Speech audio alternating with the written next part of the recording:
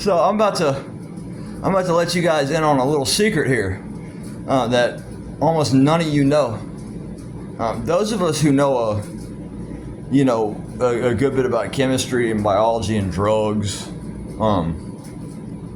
then, or at least compared to the average person, we know this, and you don't. And your science teacher kind of let you down. You don't know what an atom looks like. You've never seen a picture of an atom. You think you have. All these people, including more than likely you, think that you have seen what an atom looks like. Nobody knows what one looks like. We can split it, but we don't have. We're advanced, but we ain't that advanced. An atom was, if I'm not mistaken, started off as a theory.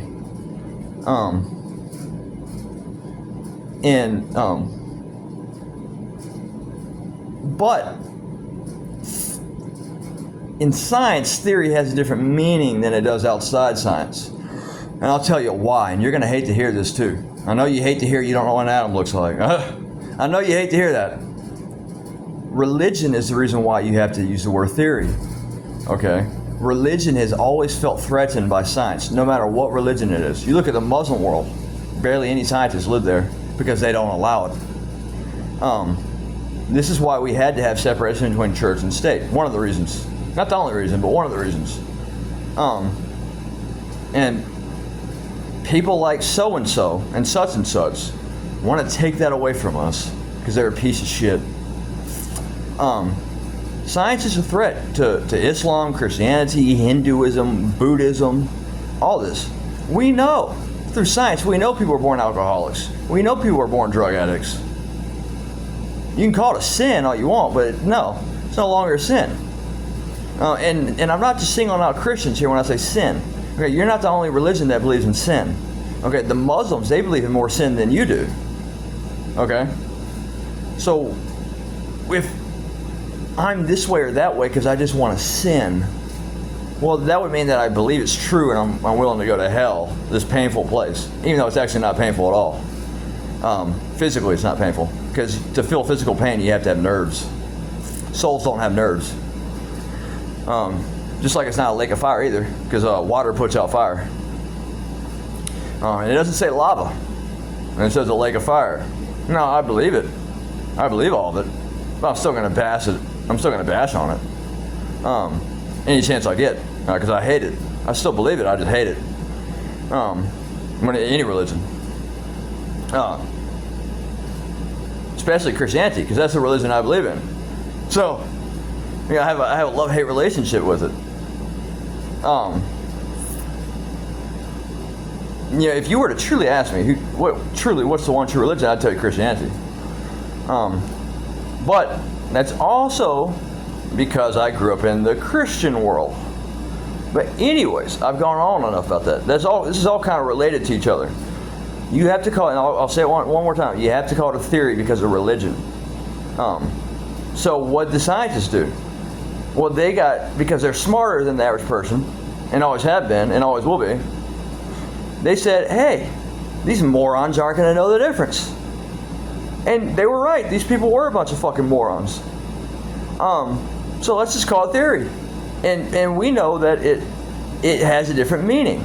So because of your ass, if you'd been living back then, would have been part of the problem, people. Not the solution. Okay?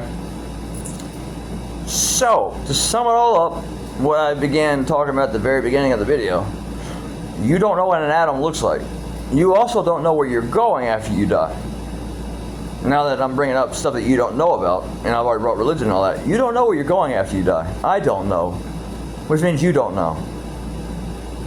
You may want to believe you know where you're going after you die. You may want to believe you know what happens after we die, and what it looks like and all that. You don't know. Okay? We don't know a whole lot about certain things. There's certain things, really, we don't know a whole lot about a whole lot. We know a decent amount about maybe a fairly good bit of things. But we don't know everything there is to know. It's also funny, and now this is coming to my mind, so I'll just go ahead and say it so I don't forget. God becomes more perfect as we learn things. Well, what does that mean? Well, it means more than likely God is not what we think he is, or either he's man-made. Now, I take the position of God's not what we think he is. That's the position I take. Now, I believe some of his characteristics are man-made. That's what I believe. I believe some things about him. Half of them is man-made and half of it isn't. And of course, it had to be that way, though, so we could understand it, or understand it better, or just understand it even just a little bit, people. Okay? So anyways, you don't know what an atom looks like, and I don't know what an atom looks like. We know what molecules look like. We know what nerve cells look like, even though, there's kind of different depictions of a nerve cell. You got the nerve cell, and then you got the receptor, and inside the receptor are cells, and inside those cells are molecules, and inside those molecules are atoms that we don't know what they look like.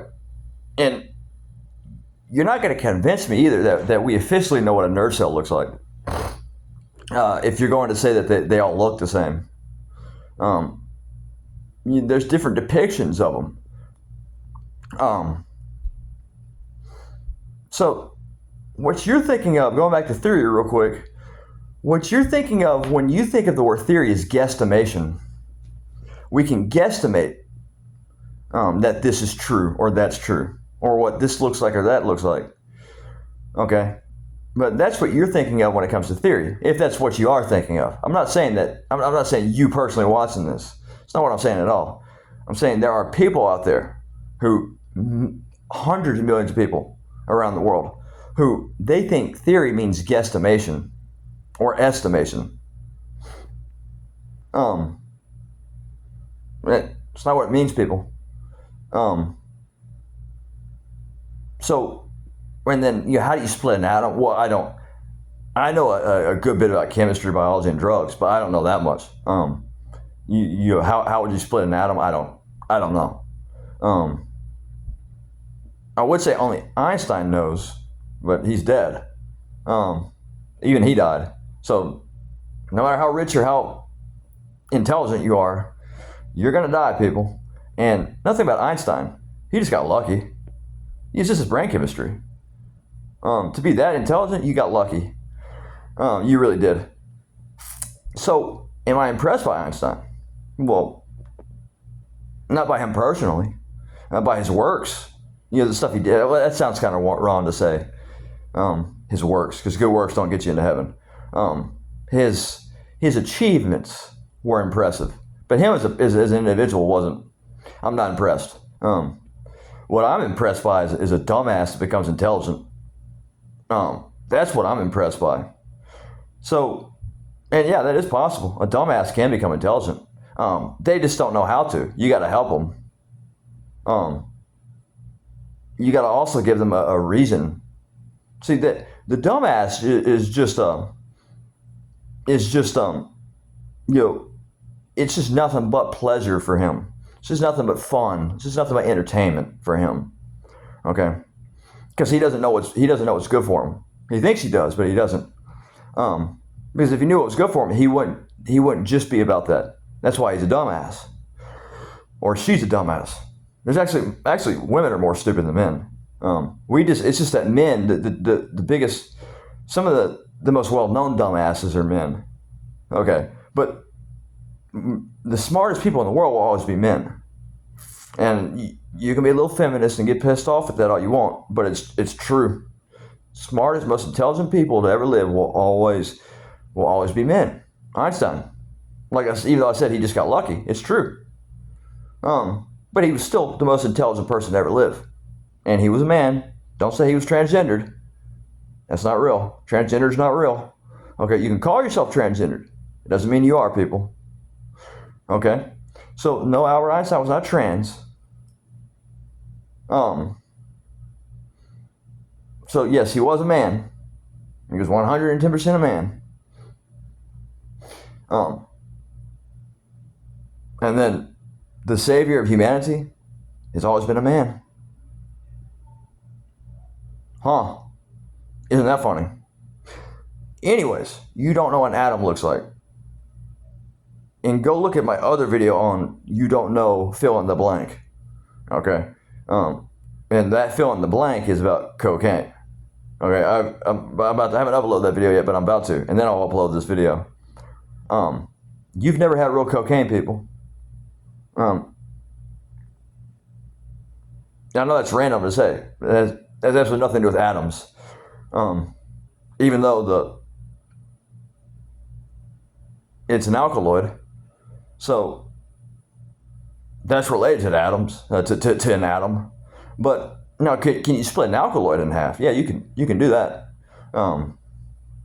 There's all sorts of stuff you can do to an alkaloid, people.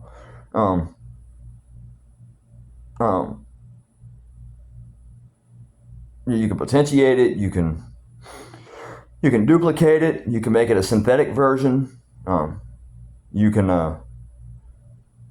When I say you can split it, what I'm saying is you can divide it and multiply it.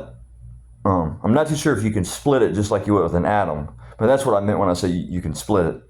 You can duplicate it or replicate it. There we go.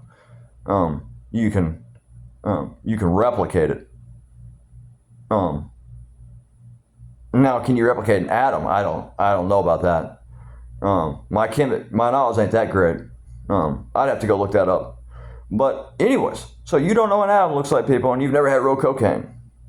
So anyways, thanks for watching. Oh yeah, before I end, real cocaine. That's called fish scale cocaine. And that's the stuff that comes in chunks and flakes. That's real cocaine, people. Not any of the stuff you see in the movies. So there's so much stuff people believe that's just completely wrong because of Hollywood. And why is that, people? Because Hollywood's stupid.